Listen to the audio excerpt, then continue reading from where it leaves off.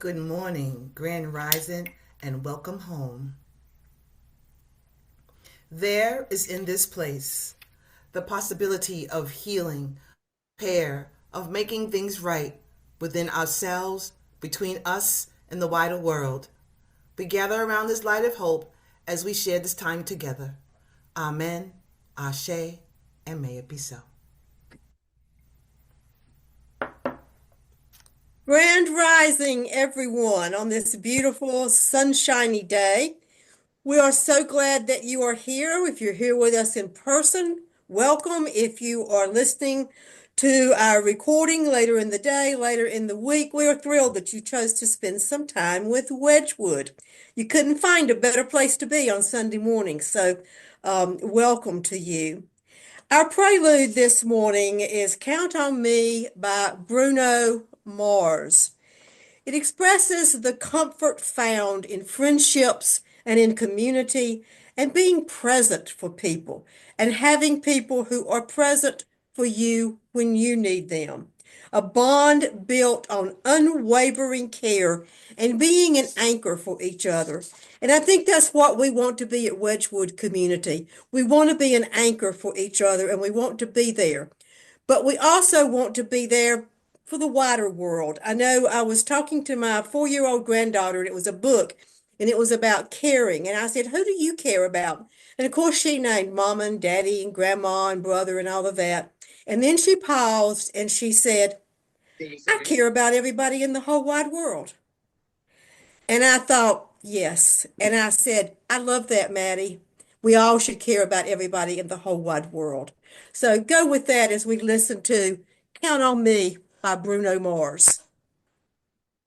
Beautiful message this morning and a happy song too. Our words of wisdom this morning come from 1 John 3:17 and 18. And we use the Inclusive Bible. And so the first reading is from the Inclusive Bible. If you have more than enough material possessions and see your neighbor in need, yet close your eyes to them, how can love be living in you? Love must not just be words and talk. It must be true love, which shows itself in action. And we also use the First Nation version of the Bible.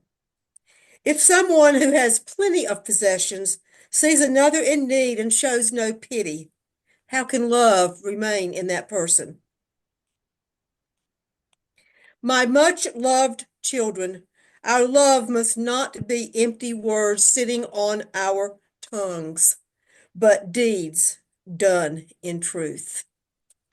Amen. And now Liz has some announcements of some exciting things coming up at Wedgewood. Yes, thank you, Melba, and good morning, everyone. Grand Rising to all of you joining us live and later on. We have just a few announcements of upcoming events today. Next Sunday, March 9th at Wedgewood, a very good friend of ours, Hadia Mubarak, who is an incredible professor of religion at Queen's University, in honor of International Women's Day, she will be sharing her message, Muslim women in pop culture. You don't want to miss it. She's got a very exciting talk to share with us. And we have a Wedgewood community project that we announced the other week. We are collecting gift cards to support families who need assistance with groceries. Melba, do you want to say a few words about this? Sure. We're working with the Latin American Coalition. Prices, as we all know, have gone up, up, up. And some of their clients are in need of help. They said that a lot of the food pantries are full. There's so many people looking for help. But what they need help with is buying fresh fruits and vegetables. And Melba, your audio cut out, so I'll just go ahead and share. There's more information in the newsletter, but essentially, if you want to participate, you can send gift cards to Melba on behalf of us. She's going to be delivering the gift cards to the coalition. But I believe that like Visa gift cards, and I mean, I guess specific gift cards to grocery stores is probably good too, but gift cards that have some flexibility so folks can purchase the items of their own choosing as well, because some folks might have some culturally specific produce that they're looking for. And that's for them to be able to pick that stuff out themselves. But if you want to participate, check out the newsletter. There's more information. And you can find all that there. And you can also reach out directly to the church. You can email us at wedgewood.church@yahoo.com, and we'll get you squared away. And mark your calendars. We hope that everyone is able to join us for our next Wedgewood monthly meetup. We're going to be meeting on Tuesday, March 11th at La Autentica Mexican Restaurant. We had our homecoming there last year. It was really fun. We're going to be going back and having some delicious Mexican food and wonderful fellowship and conversation. So join us. We hope to see you there. And our next Wedgewood Social Justice Book Club is later on this week. We will be discussing through Chapter 4 of The Tyranny of Merit, Can We Find the Common Good, on Zoom. If you are interested in participating, we'd love to have you. You don't have to be currently reading the book to join us. All folks are welcome to join and participate in the discussion and learn and share. But more information can be found in our newsletter as well as on our website. And you can also find the Zoom link in our newsletter as well if you'd like to join us. And we like to include a few different ways for folks to, do their part if you want to, with all that's going on in the world. And a great and easy way to do that is by using 5 calls. Wedgewood is not, sponsored by 5 calls. We don't sponsor them. We just feel like it's a really great tool to make your voice heard. You can use the app or the website, and it provides you numbers for your elected officials. And I believe you can also do it by like whatever region you're into, and it gives you different scripts for different issues because there's a lot going on right now, and different ways that you can advocate for social change. It's free. You can make up to 5 calls a day, and it's a really great resource. And if you want more information on all the things that Wedgewood is participating in, as well as our community partners, please make sure to check our newsletter. We send it out every week, usually on Tuesday or Wednesday. If you do not currently get the newsletter, but you would like to, drop a message in the chat on Zoom and we'll get you squared away. You can also message Wedgewood over social media or send us an email. But we want to make sure you get that newsletter because there's a lot of great information that we don't always include in our announcements for time. And so as you feel so moved, when you see the newsletter, you'll see all the things that Wedgewood is participating in and getting active with. But we need your help to do it. And we need your financial support in order to do it. So as you feel so moved, we really appreciate you making your donations to our P.O. Box, our Venmo, PayPal, or Zelle. There's lots of different ways to give, and we appreciate any which way that you choose to give. Thank you. And next up, we have Reggie with our extravagant welcome.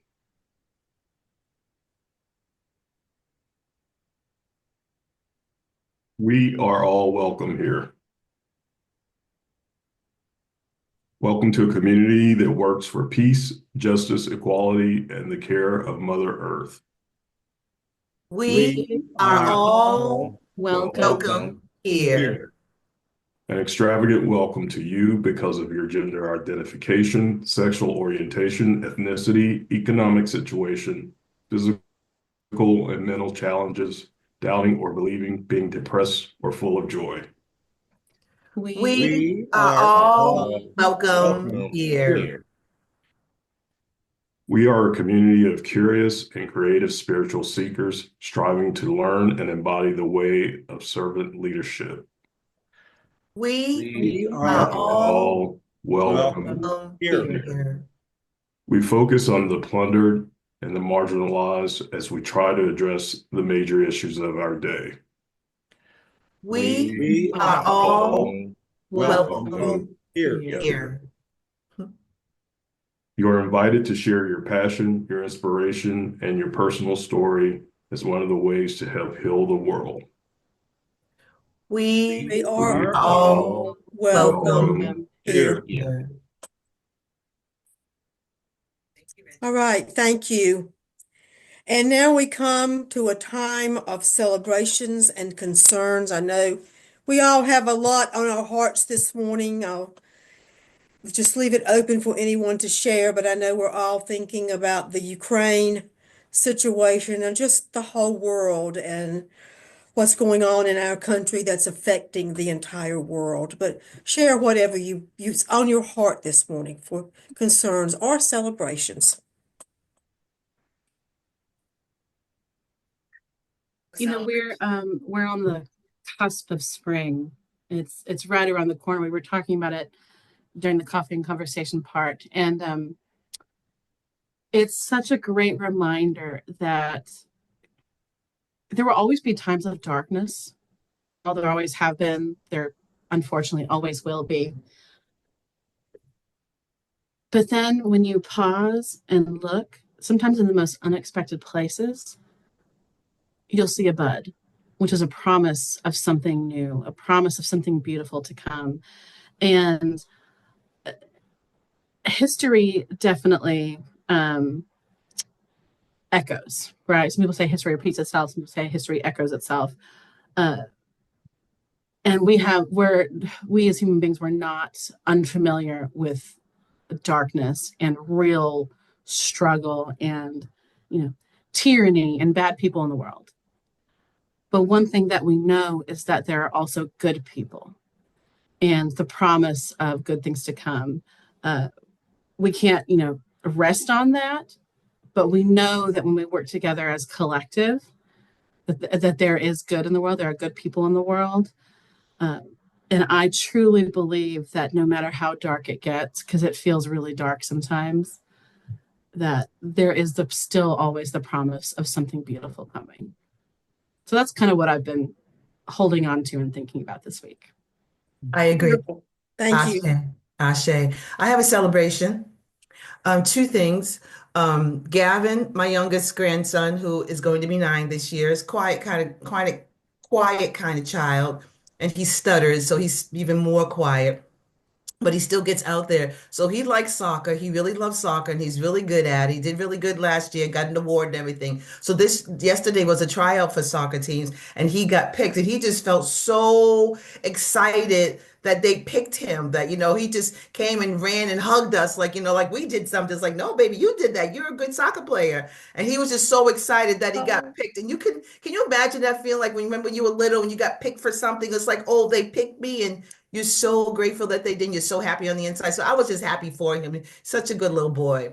And the other thing is that because he stutters, he doesn't talk to a lot of people. He does when he decides to feel comfortable. So he has this little boy, his friend, his name is Wiley. And Wiley's a little chunky little boy, but he's so, so cute. And they've been friends since kindergarten. So, and they're in the same class. So they're friends. And Wiley was on the soccer team. So to make time short, so someone was picking at Wiley, a little girl, a little fresh little girl. She bothers everybody in the school. And she was picking on Wiley. She said, Wiley, he's the fat one. He's the fat one. So of course that makes Wiley feel a certain kind of way. So Gavin, that's his friend. So Gavin, with his stutter, went over to the girl and told the girl that Wiley's body is just perfect, just the way it is. And then went over and gave Wiley a hug. Like for him to do that with the stutter was really courageous because he doesn't really want to talk because of the stutter. It takes forever to get out a sentence, And so for him to go over and face the girl that was the bully, she's been a bully all year,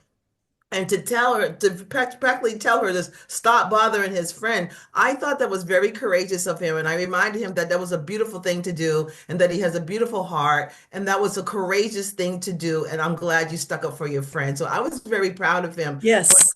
for that courageousness. Because, if you have a flaw or something, or if you have a lisp, you really don't want to say it because the kids make fun of you. So for him to stick up for Wiley, knowing that that was his friend, that he had to do something, I thought that was very courageous for a little boy to do. So yay for Gavin. Tell him we are so proud of him, and that is so inspiring because courage is something we're all looking for today and something we all need. So tell him he has inspired all of us to I will have tell more him that. courage. I will tell him that's very important at 9 years old. Those things are very important at 9 years Yes. old. Mm-hmm. Thank you. Anyone else? Yeah, I would like to recognize our Muslim friends and colleagues who are undergoing the month of Ramadan and prayer Yes. and fasting and Yeah. reflection and the commitment to spirituality and their faith. Yes. Yes. It's E Mubarak. Yes, I believe that's a greeting. Yeah. Yeah, E Mubarak. Anyone else? My daughter-in-law's mother is very ill. She's had some heart problems and she's been back in the hospital this week. Her name is Carol, so I'll just put her name out there and lift her up for better days of health. Mm-hmm. Miss Carol. All Right. right, in the spirit of Wedgewood, let's have a moment of silence for individual prayer, for meditation, however you want to use that time to lift up the things we've mentioned this morning and other things that may be on your heart.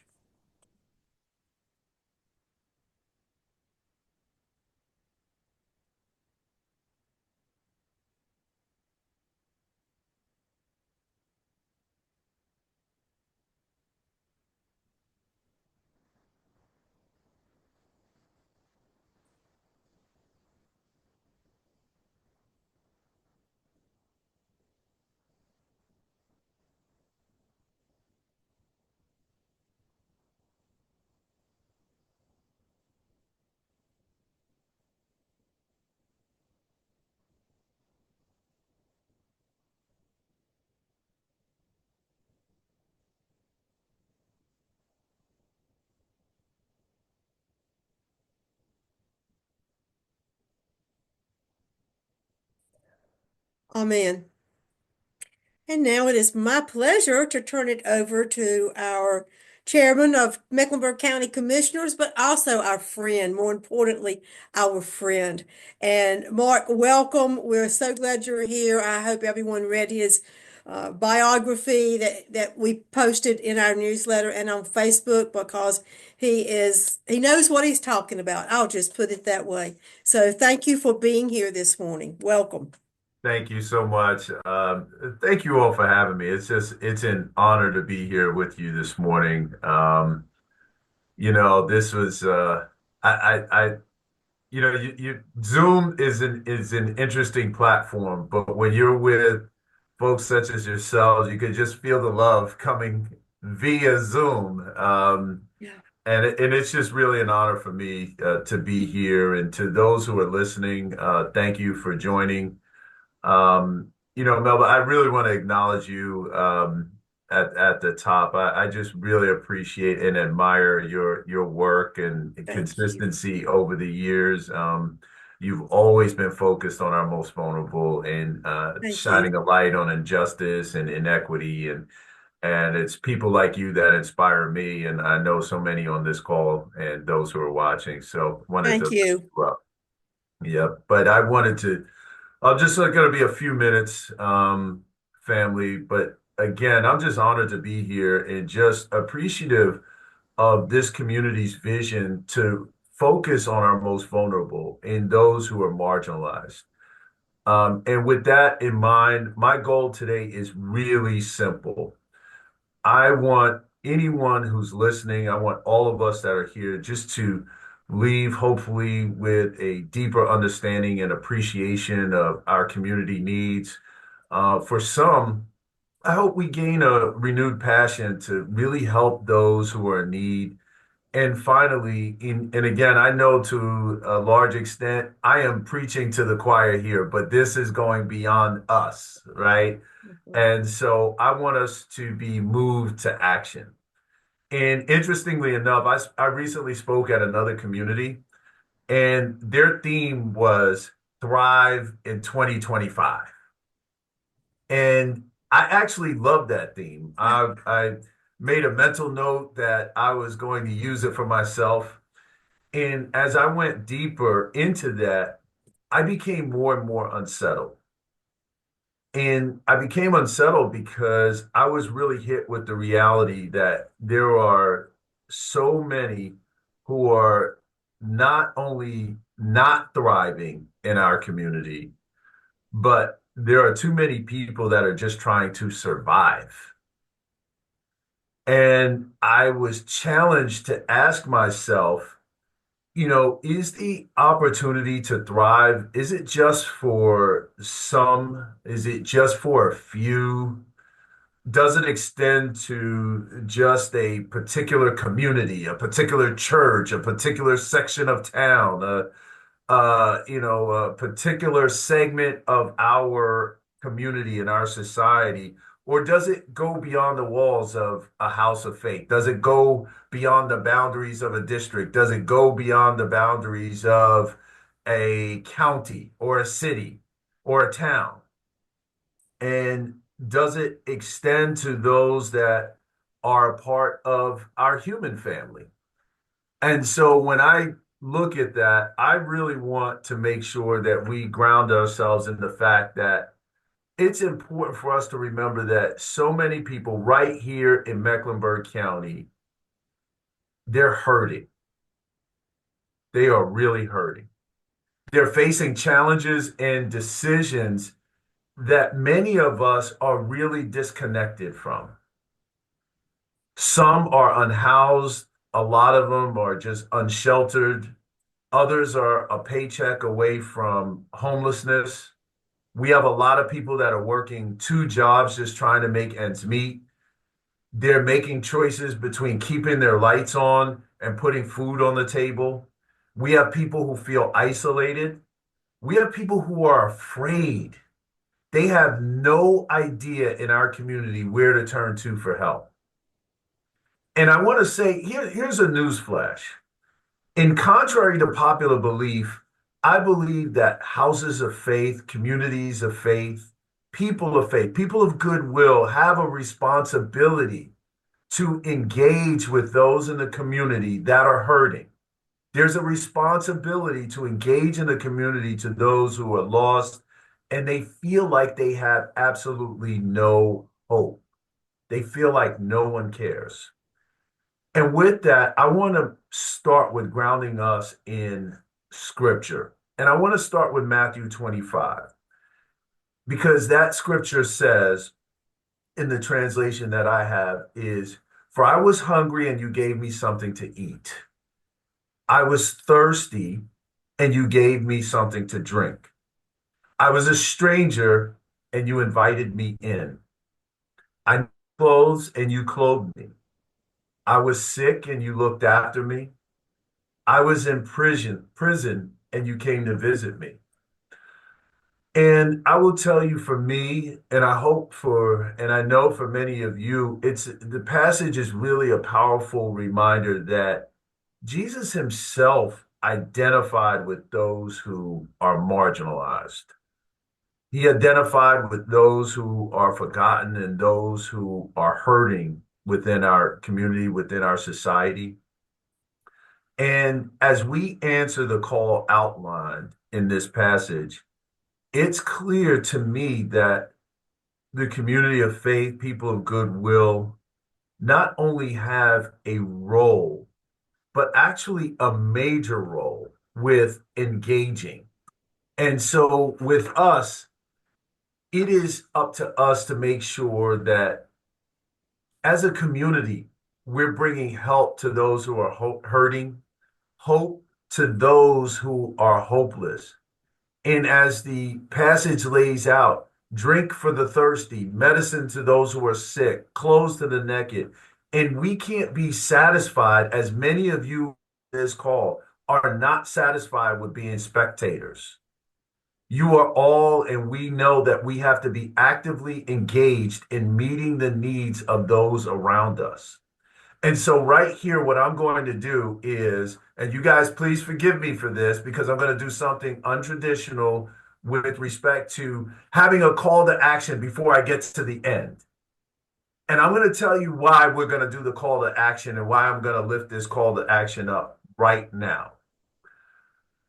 Because I come this morning and today with a real sense of urgency. I have a sense of urgency because I have information. I have information that I think is impactful in a way that we know that we need to do something now, and time is of the essence.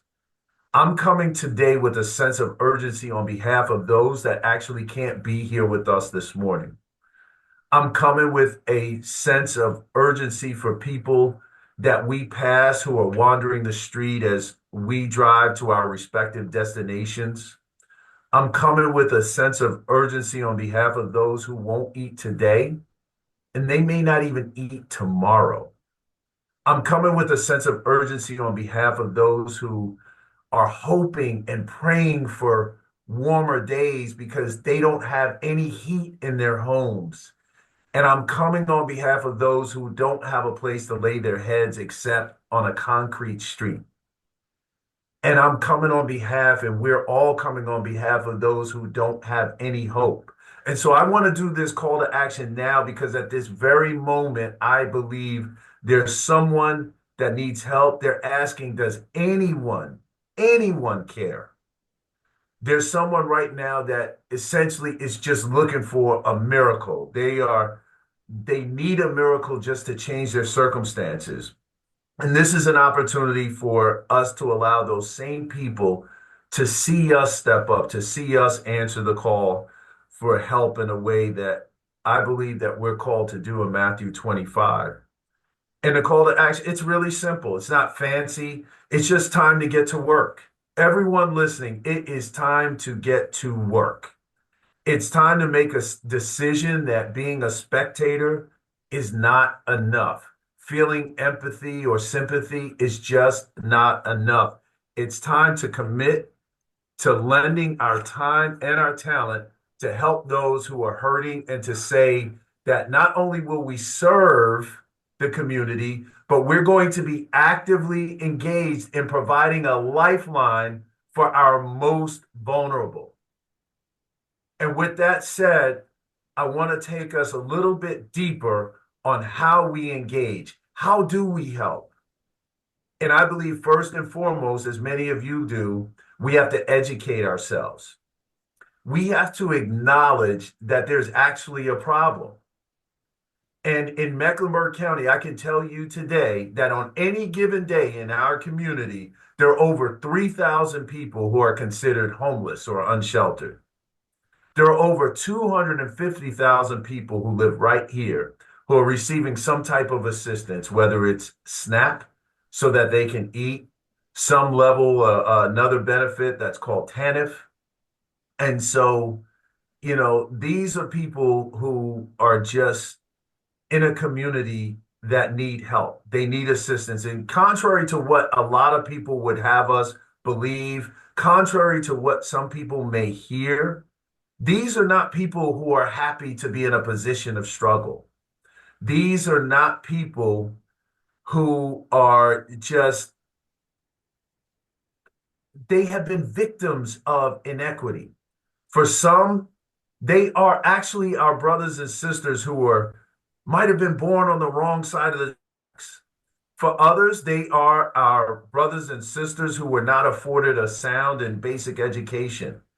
They are our brothers and sisters who have been ostracized because of who they love. They are our brothers and sisters who have been abused. And I can go on, but at the end of the day, they are our brothers and sisters. And they are hurting. And they need and they deserve our help. And because they need our help, we have to be advocates for justice. Another passage of scripture, which is Micah 6:8, says, "What is good and what doth the Lord require of thee? But to do justly, to love mercy, and to walk humbly with thy God." There's Proverbs 31:9 says, "Open your mouth, judge righteously, and plead the cause of the poor and the needy."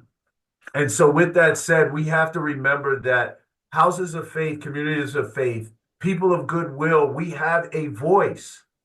We should advocate for policies that protect the vulnerable. We should be working toward systemic change. We have to educate ourselves on the issues affecting our community. We have to speak out boldly for those who are oppressed. And so When we're looking at policies that are aimed at breaking up our families, when we're looking at policies and see people advocating for them that cut money earned by our seniors, when we see policies that roll back efforts of inclusivity, when we see policies that criminalize poverty, when we see policies that support racist, sexist, misogynistic, and homophobic ideology, we have to use our voices to speak up. We have to use our voices to speak out, even when it's not popular. We have to stand and we have to be unafraid to call it out for what it is. And we have to be bold.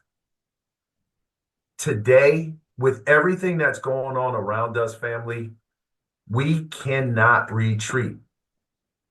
I will tell you this, the people that stand against everything we stand for, they are bold. They are unapologetic. They're uncompromising in their convictions. And so the question today is, how about us? Where do we stand? Are we bold only when it's in the comfort of our like-minded company? Or are we going to stand up, and do we stand up in times when it's not convenient? Do we stand up when we may be outnumbered, when we may be ridiculed, when we may be ostracized? And so these are the decisions and the choices that we're faced with if we really want to help, if we really want to make sure that we are changing systems and helping those who are hurting, and if we really want to see change. I also challenge us to create a culture of compassion, not judgment. And so the great thing that I love about the gospel is that it's really a story of redemption. It's a story of hope. It's stories of restoration. And so our work in the community is really and should be an extension of those stories. It's where we can help rewrite the narratives of those who feel broken. We can rewrite the narratives of those who feel abandoned.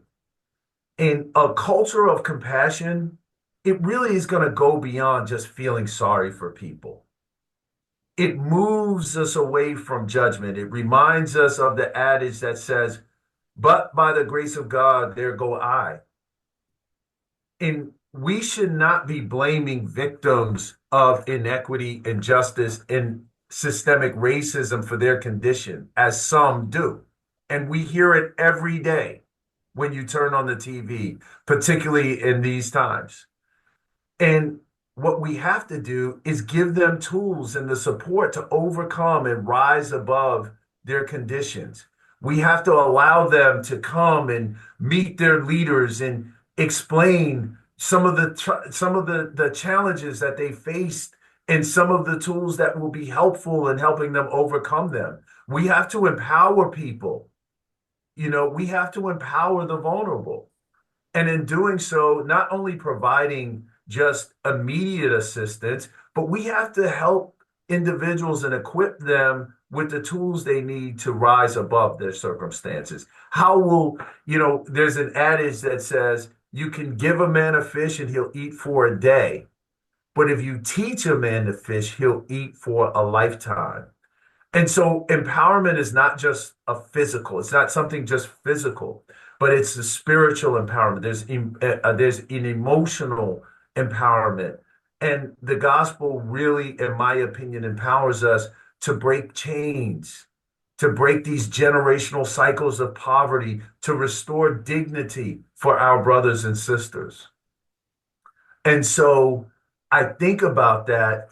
And as a person of faith, I really know that the needs are great, but I believe God is greater.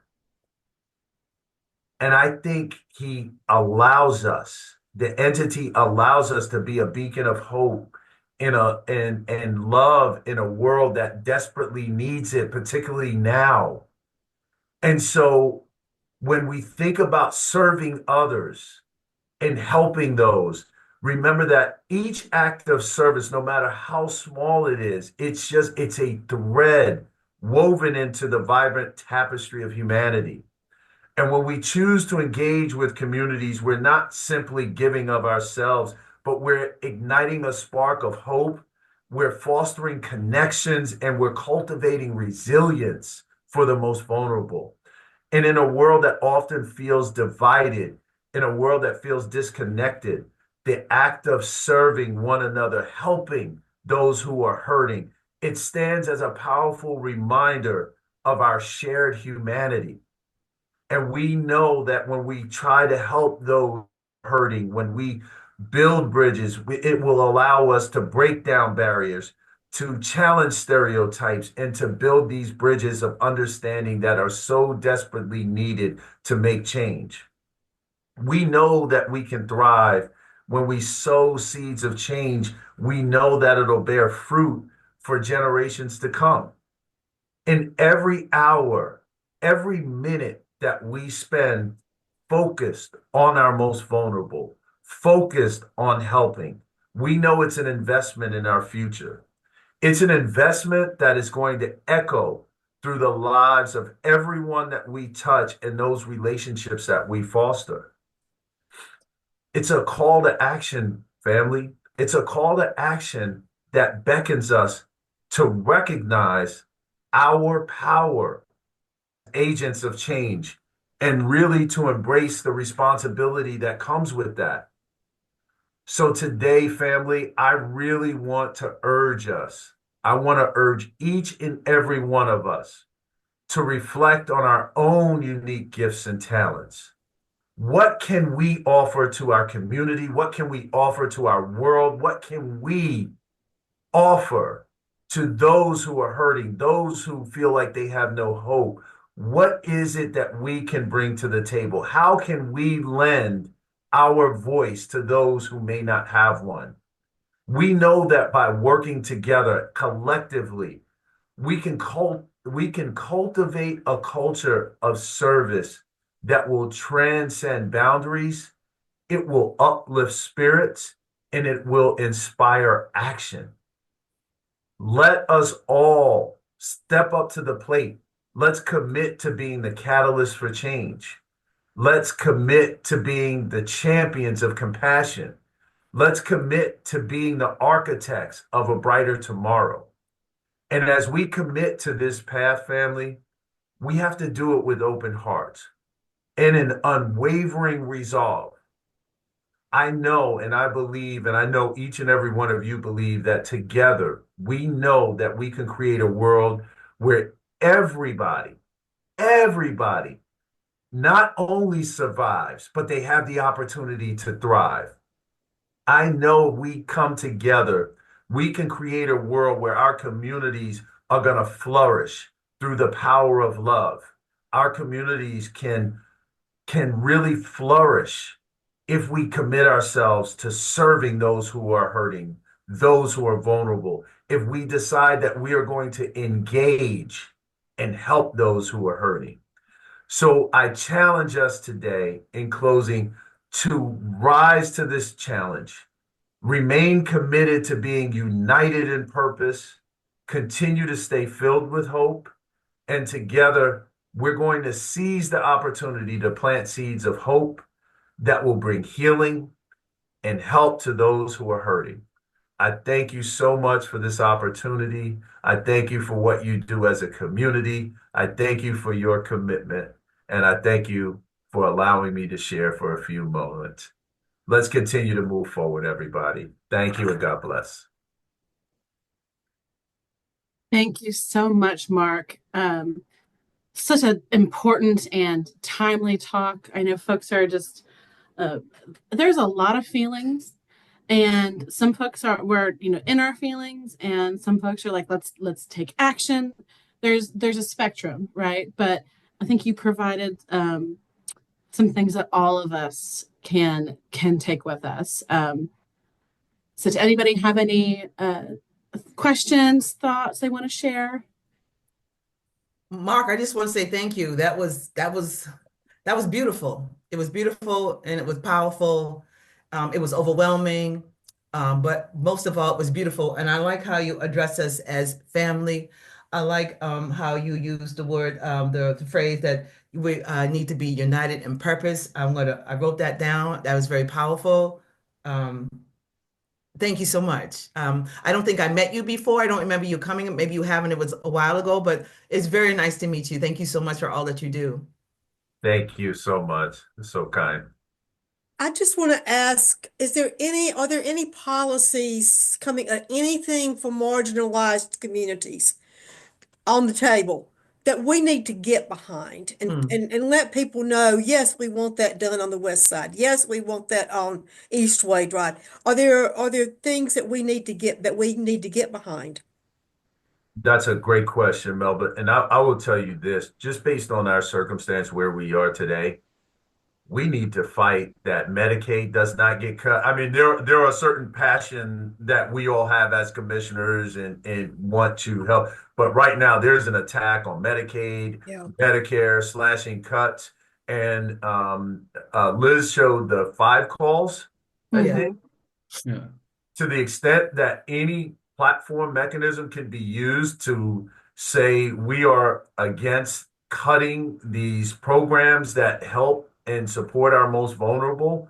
I think those are the big rocks that can be moved right now because you remember when, we were just we've been fighting for years and years for Medicaid expansion and to really, allow more people access to healthcare and different things of that nature. And so, with them talking about cuts, it is going to hurt the folks that can least afford it. And so that's the things that I'm really focused on. We've got to continue to invest in early childhood education. Our MEC pre-K program is something that, we would love. We're continuing to fund, but to double down on that support to make sure that children are getting a great education early on. But I would say right now, Melvin, to your point, it's the cuts that the feds are proposing will certainly come down and impact the states. Local government is an extension of state government, Yes. and so it will potentially impact us here. Okay. Thank you, Mark. I have a question. What are your thoughts on reconciliation? I see folks talking a lot about that now because, this election cycle was one of the most vicious and contentious that I've ever seen. And a lot of folks across different communities say that they felt abandoned by their representatives, locally, statewide, nationally. LGBTQ folks, our Palestinian siblings, our Ukrainian siblings, our people of color, like you name it, right? You name the community, there's people who feel that way. So what are your thoughts on that? Because there are a lot of folks who say that I feel abandoned. Why should I care? Because they don't care about me. Yeah, I think that's a great question. I think I will never default to the side of giving up. I think we have to continue to have conversations and foster those tough conversations. We have to challenge one another to expand our thought processes. Um, I don't believe in, capitulating, as it relates to, I believe in, and I was just on Charlotte Talks, and I do believe that there are some baselines that, I'm not going to compromise on. That doesn't negate maybe the 80% where I can work with folks that have a different lens. But, I do have certain positions, and I think we all probably should have certain positions that are non-negotiables. Supporting each other as human beings is non-negotiable. Making sure that we're helping the vulnerable for me is non-negotiable. That's not something that I'm willing to have a conversation with someone about, like, how should I abandon, the people that could least, afford to be abandoned. I'm not going to judge folks because, they've come from circumstances, and people don't understand that, a lot of these things are of no fault of their own, or, even if we have made bad choices, no one on this call listening here or in any public space has not made bad choices. Now, our outcomes have been different, but, non-compassion is never going to be a place where I compromise. And so, Liz, long story short, I think we have to have conversations. I do, and I have to be honest and candid. I am very careful about extending my hand with someone that has a machete in it that's ready to chop it off. Right. I'm very, very weary on that, right? I'm very weary about bringing the knife to a gunfight. Right. Yeah. So, I think about it in those terms because I feel like the other side thinks about it in those terms. I think a lot of times, I think people with our ideological and philosophical perspective, we naturally want to reach out and find these positions of compromise, which has its place. But you have to have a willing partner in that as well. So Yes. my message is we have to change and put people that have our ideological and philosophical perspective in places and spaces where we can have change. We need people that think like us in judgeships. We need people in local government, state government, and federal government, because that's exactly what I see those who have an opposite lens doing. And you see that they can pull that out, shape that in policy, where they can attack LGBTQ community, where they can attack people of color, where they can say DEI is not a priority, where they can say do all of these things because they have control. And so when you give up, this is evidence what happens when you say, "Oh, my voice doesn't matter." And even within, our framework of ideological and philosophical perspective, we should not be hitting each other we shouldn't be firing at each other either. We should be really, really careful about, these internal squabbles that really distract us from keeping our eyes on the ultimate goal. Mhm. Yeah. And I'm Mark, gonna plug for you. Next year is an election year. A lot of people think that elections only happen once every 4 years, but that's not true. 2026 is next year, and there's a lot of local and state elections happening, even actually nationally. Um, and there are no electoral colleges for the North Carolina General Assembly or for local elections. Every vote counts. There are some elections Right. that were decided by coin tosses because they were so close. Every voice matters. Mark, Thank you, Mark. That's so well said. Mark, could you briefly talk about how the county leadership is discussing ways to protect our immigrant community? Yeah, great question. One of the things that, things make it so difficult because locally, like I said, I think a lot of people don't understand our power is limited by what Raleigh allows for. That's just the bottom line. That's why we're so, always focused on General Assembly seats, because, they can really, really limit what we can do locally. One of the things that we remain committed, and I as the chair have remained committed to making sure that our immigrant and refugee community in particular are educated, that they understand where we stand with our partners at CMS, with particularly ICE coming into schools or going into certain locations, that we are trying to get the word out to those trusted leaders in those communities to say, hey, here are your rights. Here's where we stand. Here's what's allowed. Here's not what's allowed. Here's what we need to get into the community. I'll be meeting with, many of you know Manolo.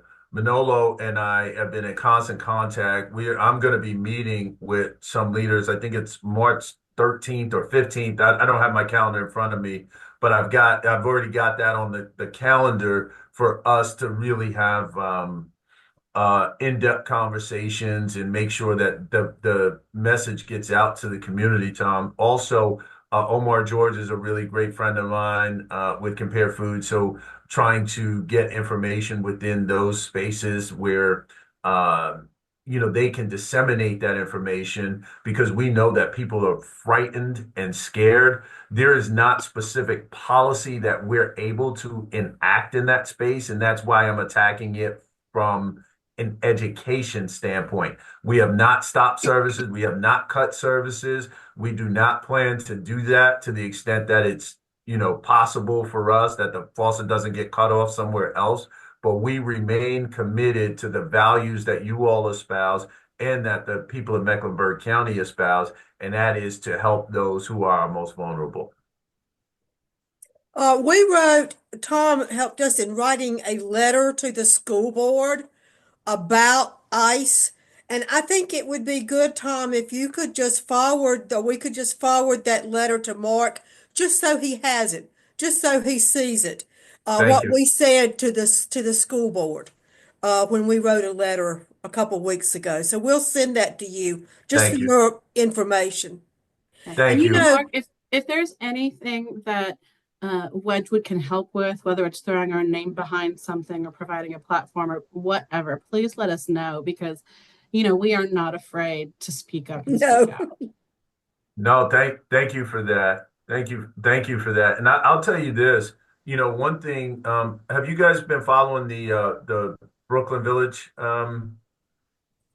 sort of progress where we are with that? Yes, a little, yes. A little Yeah. bit, yeah. So we may have an opportunity, you all, and I know you all are advocates for housing for those folks that are at that 30% AMI.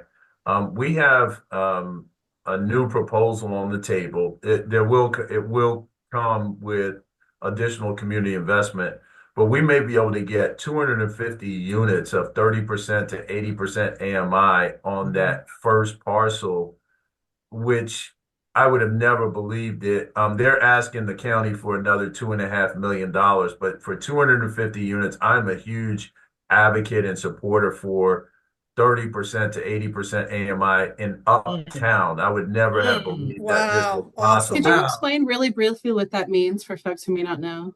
AMI? Yeah, sure, Liz. So, when you talk about the area median income, a family of four who basically is living in poverty right now, or a family of two, anywhere from $30,000, and if you say up to 80% AMI, could be like $72,000 for a family of four.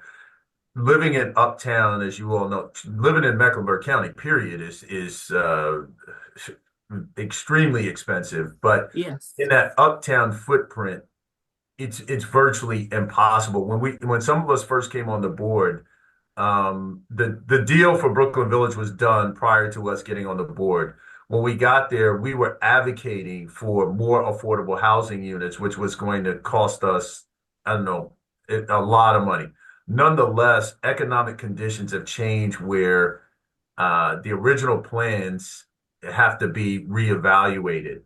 So the organization that has this deal with the city and the county has come back with a new proposal to say, hey, we think on this parcel we could do these affordable housing units for this population, which no one, and you all on this call understand this, 250 units on that site you would never have believed it if I told you that that was a possibility. So I've been advocating for that. I hope that you all will do your research, and if you find it within the realm of possibility to support it, I would hope that you would send a letter. Now, there's some question marks, and People's Corporate doesn't have the best track record and credibility right now, but to the extent that we might be able to pull this off, it would be wonderful if I could and we could get your backing behind this. I think I know the Housing Justice Coalition, and some of you know a lot of those folks over there. They are behind it. There's a lot of folks that are behind it, and so I hope you all will do your research and hopefully can lean in as well. Can you send me some information that I can share? Yes. I Sorry, my will. screen went dark. Can you send me some information I can share with I will everybody? send the proposal. I'll send you the deck, Melba. I'll get it this week. Okay. I'll send you the deck that we saw. It's public information, so I can send that to you. Okay. Thank you very much. Absolutely. To remind everybody of something Connie Green Johnson said to us when we're talking about the marginalized, we had just a Sunday session of, I guess, everybody venting and talking right after the election. And Connie Green said something. She said, we go every 4 years and we knock on people's doors in the marginalized communities. We need you. We want your vote when they haven't seen us in 4 years. Mm-hmm. And especially white faces showing up, knocking on the door that Mm-hmm. we Yeah. need something from you, Yeah. but where have you been for Yeah. the last 4 years? And Yeah. that we have got to show up for those communities on a regular Regular basis. basis when Mm. they That's need right. help, not just every 4 years asking for a vote. And that has Yeah. really stuck with me. And I think we need to, as at Wedgewood, need to think about some things we could do to show up in some of those communities. Mm-hmm. Yeah. Yeah. There's so much more that we all could do in so many ways. Yeah, but don't, the only thing that I would say too is, sometimes because we have a passion for this work and, we see the need is so unbelievable, please don't discount the work that you have doing and that you are doing. I want you to please remember that and focus, not to take a victory lap, but some people are doing nothing. Mm. And you don't have to do everything. It's okay to be good at one thing and maximize that, right? As Mm-hmm. opposed to, or, a couple of things. But, please don't discount the work, the voice, the consistency. Showing up means something. Mm-hmm. It really does. And so I just would encourage everyone. I want to thank you all on behalf of everyone in this community for your consistency, for your heart, for your voices, and what you've been able to do. What we've got to do is take what you all are doing and duplicate that and get others to join in and be consistent and to do that as well. But please remember that we are just so thankful and appreciative for what you all are doing. Mark, I Thank you, will Mark. say we go to city council, as you know, I and know. come to county commissioners and speak. And certain people there dread seeing us come, but because we call it like it is. But we get frustrated because when there's an issue that's really important to this community, we're the only church there speaking up. Mm-hmm. Nobody else is speaking up for the immigrants. Nobody else is Yeah. speaking up for the non-discrimination policies. And I wish we've got to do something to get churches to be bolder and braver and step out. Mhm. Yeah.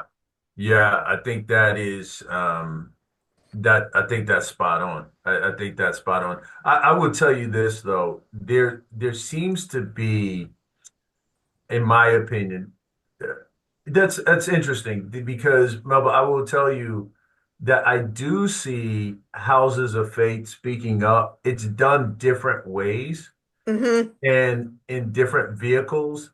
Everyone doesn't come to your point, to the Right. commission and advocate with respect to policy, especially like an NDO, Right. and have that level of visibility. Um, but people are operating different ways. So how do we build on top of the framework so that, maybe Wedgewood is that advocacy arm focused on the policy with city council and county commission or whatever because of the relationships. And other folks may not feel comfortable in that space, but they say, hey, we've got the Right. resources to throw at X, Y, and Z, which, everyone can leverage this in what they're good at. Mm-hmm. Because I frankly, while I want everybody to be engaged, I think you and the folks on this call understand the language of government differently than maybe others. And so it may not translate the same way as when you or Liz or whoever is speaking at council or speaking at the Right. Right. commission. it may just come across a little bit differently. True. I think Thelma had her hand up. Yeah, thank you. This is the first, I guess, I don't know, meeting that I'm attending, and I'm going to say this in a assuming that this is a brave space, It but is. I'm It having is. some real difficulty with some of the language that is being used around power in this conversation. When I'm hearing folks saying marginalized communities, I think it assumes then that you're a part of a privileged community, and I don't know Hmm. specifically who you're talking about. And so this idea that others are powerless or do not have a voice or are not doing work is really, I don't know, offensive to me, because this idea of creating and being a part of a beloved community means that everyone does have power.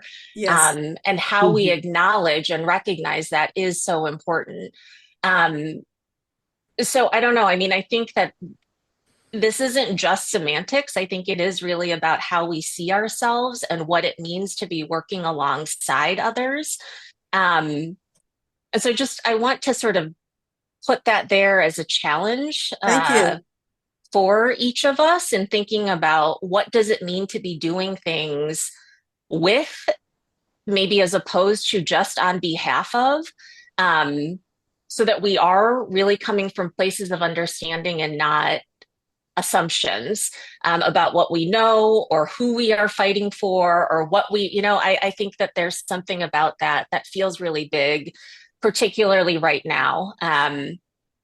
Because honestly, I don't know, I feel like all of us are under attack in Mhm. some way or another. And if someone saw themselves as being a part of that community, it helps to sort of reframe and say, okay, maybe we're not all on the same, we're not all experiencing things in the same way. Um, but we are all going through this, like I Yes. think, um, I don't know. There's just something that I felt compelled to Excellent say. point. Thank Thank Yeah. you. you. Thank you, Thank you. Thelma, for naming that. I think it's so important because we're all learners, and you can be in a movement for so long, but there's still things that you mess up on and things that you have growth edges. So it's important to name that. I think it's also important. We've had a lot of these conversations before, so I encourage you to maybe watch some of the previous services. But like one thing we have had discussions about too, in particular, is like saviorism and white saviorism, and communities often know how the work needs to be done, and it's important to not swoop in and tell communities how they should be saved. That's incredibly problematic. So thank you for naming some of those things, because it's you got to kind of reset sometimes. And I thought my understanding of marginalized, meaning people that don't have enough, or they don't have the essentials that they need. I that's what I thought marginalized was. Is that not the case? Well, I can speak to when I'm referring to marginalized communities, I'm not trying to Put anybody down. no, not in any way, shape, or form.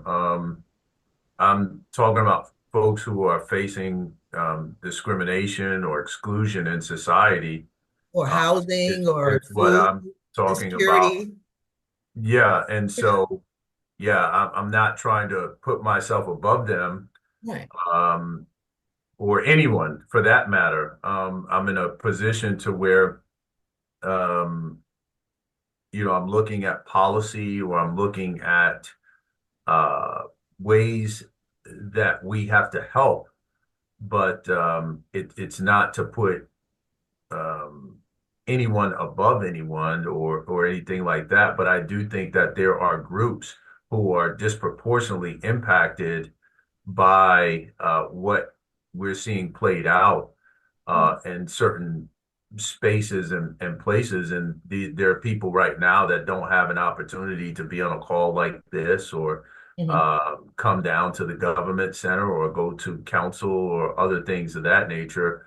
And so I'm personally, and I think most folks that I know are trying to add some level of voice, and people are in the community doing work, and this is just a different type of space. But I think on any given day, you can find people that are boots on the ground in the street, uh, talking, helping, working side by side with folks. And so that's the spirit in which I am speaking of, marginalized, certainly as an African American man.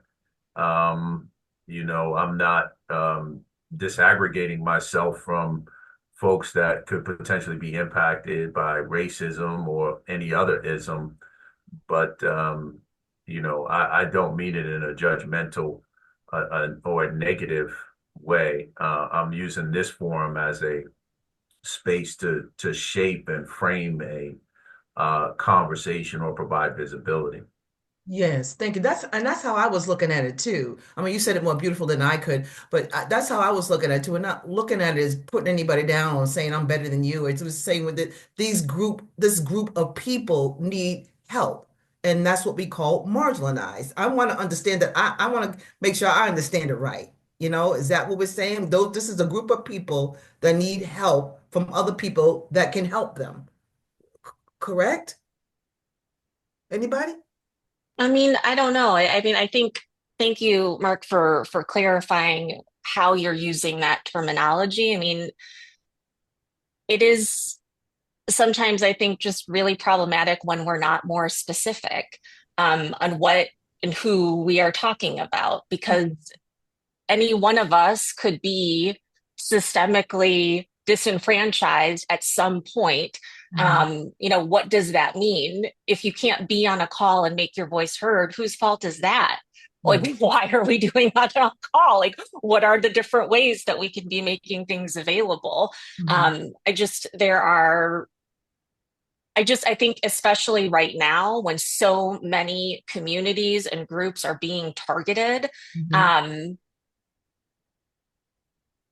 what does that mean? What groups do you identify with? All the groups that need help, anybody that needs help, anybody, any group that we can come in contact with. And that's why Mark is saying we need to go out there with the boots on the ground so we can say what communities need what. I believe that's what he's saying. That's what I'm understanding. That means everybody, anybody that needs help in any kind of way, housing, food, medication, anything that they need. They can't speak the language well, any kind of help that they need. I think those are the marginalized people that need help, that don't know how to look for the help or where to go for the help or can't get to the help. So They're on the edge. They're Well, on the edge. to be They're just fair, there they're are organizations that already are doing that work. Yeah, And absolutely. it's not what we can do, it's how we can support those organizations already doing those that things. too. Because when we, I think folks' hearts are in the right place when they want to do those things. I've been seeing that a lot since the election. But the problem is we're centering ourselves, and that's not what the work should be about when we're supporting folks. Because every single one of us on this call in some way could probably identify with a quote unquote marginalized community. But the problem is it's not about centering ourselves. It's about centering the other folks who are already doing that work and need that stuff done. So it's just a perspective shift that I would encourage folks to maybe sit with. Yeah, but I don't feel like in the context of a conversation that and again, I think it's a great conversation. I would just have to respectfully, really have to clarify. It's not about it. In my opinion, I don't feel like I'm trying to center, myself or anything like that. I mean, this is a space that is designed to have a level of conversation. I mean, and there's spaces that are designed that we're in a different space that allows for a different level of interaction. This is a space that's designed to, in my opinion, to encourage us to keep moving forward, to continue to think beyond ourselves, to continue to think about those who, yeah, they can't be here this morning, but that doesn't preclude me from being able to share with folks that are here. And as we go out and to, help and engage. I mean, there's an aspect of that, and there's an aspect of where we have to encourage one, or in my opinion, we encourage one another to continue the work. And certainly, I think everyone or most folks on this call, um, are boots on the ground and truly, adding value and assistance. I think sometimes we can, I think we can, I think we should be careful with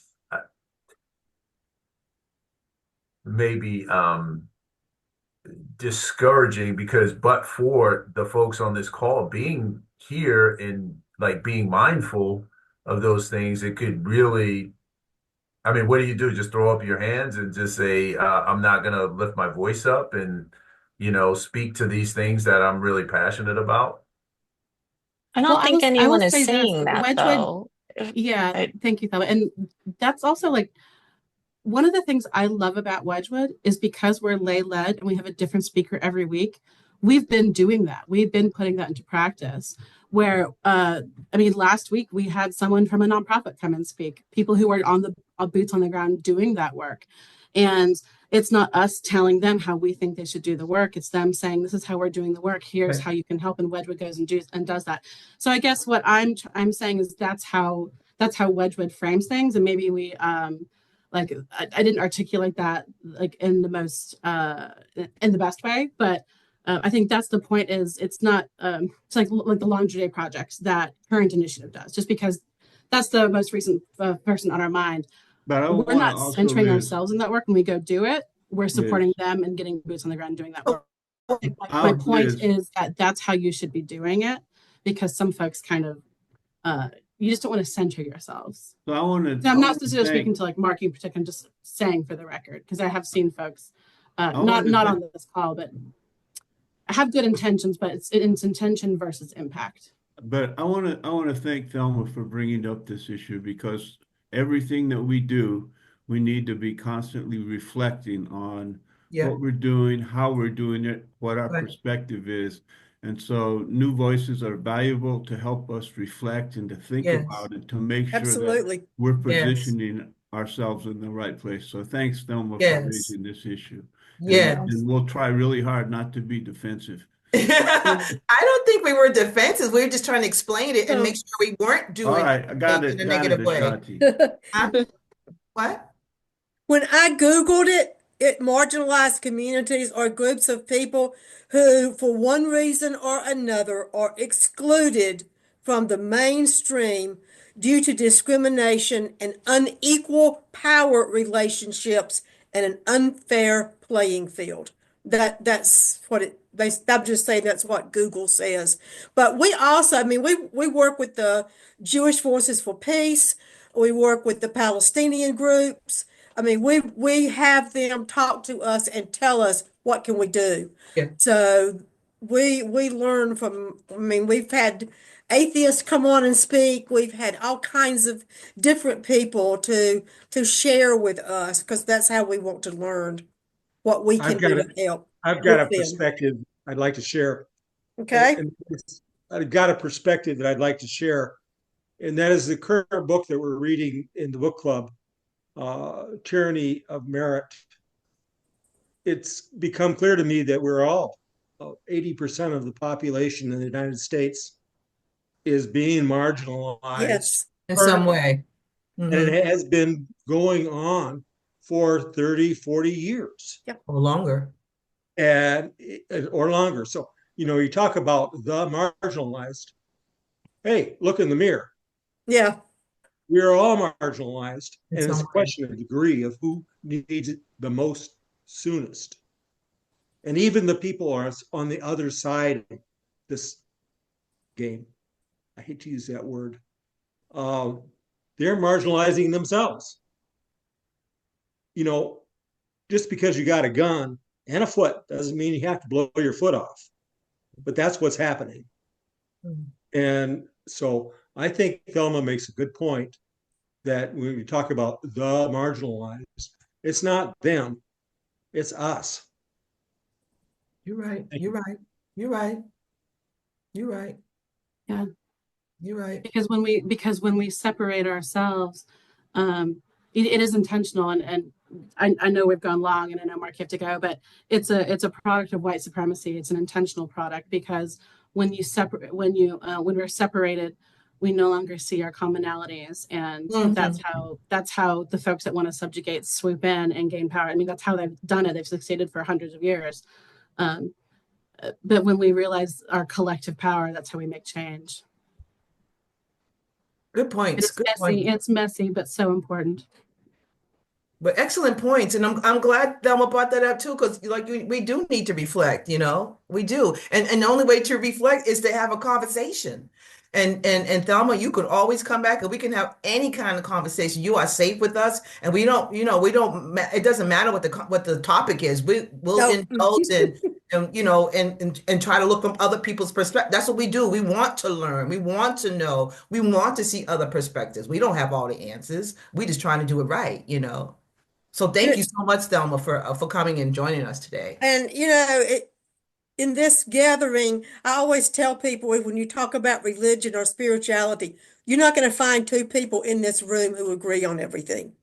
I mean, we have our diversities too, as far as our religious beliefs, our spiritual beliefs, and we try to respect that. So we are always very open to discussion and to learning and agreeing and disagreeing and just talking, because that's how you learn. Thank you. Yes, and Thelma, maybe you want to come out and hang out with us on next Tuesday. We're going to just have just a gathering, have some food and talk in a casual atmosphere. We'd love to see you in person. You're always Thank you welcome. so much, Mark. Thank you, Mark. Yes, thank you, Mark, and thank you, Thelma. This was a great discussion, y'all. This is wonderful. Yeah. All right, Ashanti, let's pass it over to you. I know we all got to Okay. go. Thank you. Okay. So this song, I think the song is perfect for ending. It's called "I'll Stand By You," and that's what we're trying to do: standing by each other and the marginalized people and everyone else that needs help too. So listen to the words, and I hope it moves you as it moved me. Take it. Mark, you have closing words for us? Just thank you so much for today, and keep up the amazing work. Just community's thankful for everything that you do. Thank you. And thank you for all that you do. Extinguish this flame, but we keep the light in our hearts with the message of love and justice, and taking it outside of these walls into the world in which we live in until we see each other again. Amen, Ashe, and may it be so. Amen.